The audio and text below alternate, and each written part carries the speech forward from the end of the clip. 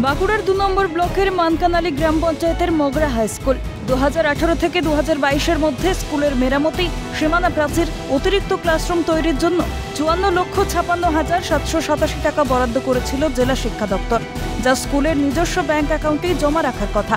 এতদিনেও কোনো কাজ তো হয়নি। অভিযোগ, বরাদ্দের টাকা হিসেব চাইতে গেলে প্রধান শিক্ষক তা দিতে পারেননি।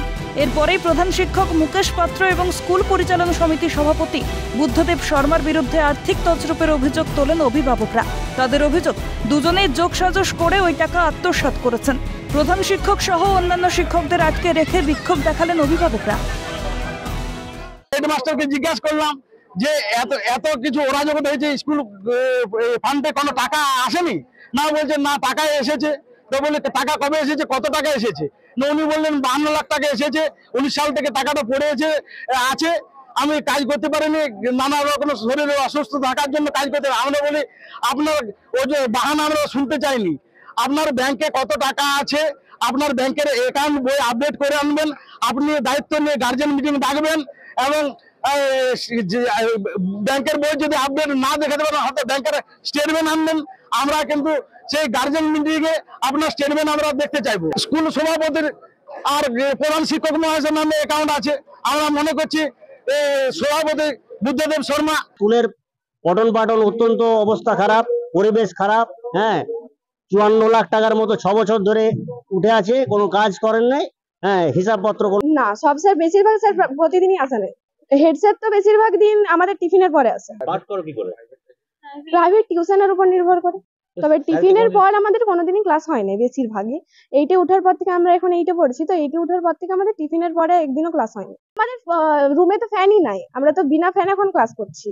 খবর পেয়ে বাঁকুড়া সদর থানার পুলিশ গিয়ে প্রধান শিক্ষক সহ বাকিদের উদ্ধার করে।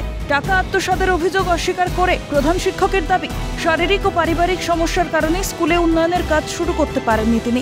তবে বিগত 3 বছর ধরে স্কুলে কোনো অডিট হয়নি বলেও স্বীকার করেছেন প্রধান শিক্ষক। তছরূপ কিছুই হয়নি।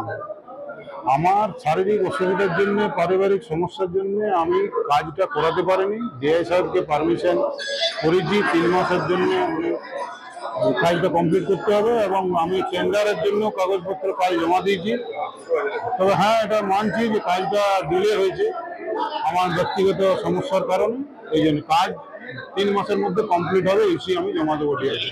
আমার কাছে নয়, স্কুলের অ্যাকাউন্টে আছে। এবং দীর্ঘদিন কোভিডের সময় মিটিং হয়নি বলেই জিনিসটা ডিলে হয়েছে। অডিট লাস্ট 3 বছর অডিট হয়নি। কেন অডিট হয়নি? মানে আগের যে অডিট করেছিলাম সেই অডিটের রিপোর্ট এখনো পাইনি, ওই জন্য নেক্সট অডিটগুলো করা হয়নি। স্কুল পরিচালনা সমিতির সভাপতির দিকে তছরূপের আঙুল তুলে বিজেপি নেতা সুভাষ সরকারের অভিযোগ, এর পেছনে তৃণমূল শীর্ষ নেতৃত্ব রয়েছে। তৃণমূলের নেতা যখন একটি স্কুলের পরিচালন সমিতির দায়িত্বে, তার মানে বাধ্য করেছে ওই টাকা, আমি বলবো কাটমানি নেওয়া নয়, ওটা লুটমানি হয়ে গেছে। মানে গোটা অর্থটাই লুট হয়েছে। তা না হলে অ্যাকাউন্টস দেখিয়ে দিলেই তো হতো, দুধ কা দুধ পানি কা পানি হয়ে যেত। মানে এত বছর ধরে মানে টাকাটা তুলে কিসে খাটালো না, গোটা টাকাটাই একদম হজম, বেমালুম হজম। আবার হজম করে আবার সেটা কিছুটা কালীঘাটে গেছে বা যুবরাজের কাছাকাছি। কি হয়েছে? এই পরিচালন সমিতির সভাপতি এবং প্রধান শিক্ষক তার নামে অভিযোগ করে একেবারে তাকে দরকার মতো আইনগত যা ব্যবস্থা তাই করা উচিত। স্কুল পরিচালনা সমিতির সভাপতি এবং 2 নম্বর ব্লক যুব তৃণমূল সভাপতি বুদ্ধদেব শর্মার সঙ্গে যোগাযোগ করা যায়নি। জেলা যুব তৃণমূল সভাপতি বিজেপি নেতাকে কটাক্ষ করে বিষয়টি রাজনৈতিক ষড়যন্ত্র বলে দাবি করেন। মাধ্যমিক বিভাগের বাঁকুড়া জেলা বিদ্যালয় পরিদর্শকের আশ্বাস, আর্থিক তছরূপ প্রমাণিত হলে আইনি পদক্ষেপ করা হবে। আমি যেটা মনে করি, খবর নিয়ে দেখেছি, এটা রাজনৈতিক ষড়যন্ত্র, রাজনৈতিক চক্রান্ত চলছে। এটা সেরকম কোনো ব্যাপার নয়। মার্চ ইয়ার এন্ডিং চলছে, সকলে কাজে ব্যস্ত। ফান্ড যেমন স্কুলে আছে সেরকম ফান্ড আছে। টেন্ডার প্রক্রিয়া আর কিছুদিনের মধ্যে, মনে হয় আমার যতদূর সম্ভব, আমার কাছে যতটুকু খবর আছে, 7 দিনের মধ্যে টেন্ডার প্রক্রিয়া শুরু হবে। উনি তো বিদায়ী হয়ে গেছেন, বিদায়ী সাংসদ, এখন অনেক উল্টোপাল্টা বকছেন হেরে যাওয়ার পরে। উনি হয়তো সব ব্যাপারটা জানেন না।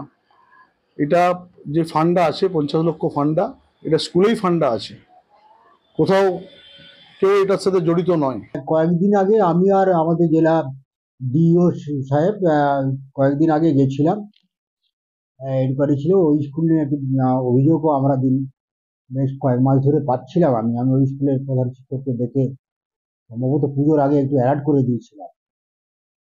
আমরা অতি সম্প্রতি ওনাকে একটা চিঠি করি, যে সেটা দিন 10 হলো, যে ওনার স্কুলে কিছু ফান্ড দেওয়া হয়েছিল সরকারিভাবে।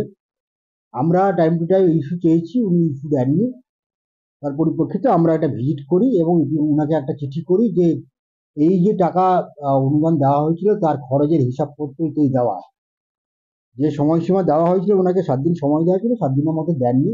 তিনি একটি আবেদন করে গেছেন যে খরচাটা তিনি করতে পারেননি বিভিন্ন কারণের জন্য, 3 মাস সময় চেয়েছেন। আমরা ফার্দার আর এনকোয়ারি করছি বিষয়টা। যেরকম পরিস্থিতি আসবে, যদি সত্যি তছরূপ করে থাকেন তাহলে তার সরকারিভাবে যে শাস্তি যোগ্য সেইভাবে রেকমেন্ডেশন করা হবে। আর যদি না হয়ে থাকে এবং খরচা করার জন্য আমি ওনাকে নির্দেশ দেবো ইমিডিয়েটলি সরকারি প্রথা মেনে যেন কাজকর্মটা করা হয়। আসলে প্রতি বছর তো অডিট রিপোর্ট আমরা দেখি না, এতগুলো স্কুলে সবসময় দেখা সম্ভব হয়ে ওঠে না। আমরা ইউসি কালেক্ট করতে গিয়েই দেখি আর কি, ইস্যু দেয়নি বলে এই জিনিসটা আমাদের নজরে আসে।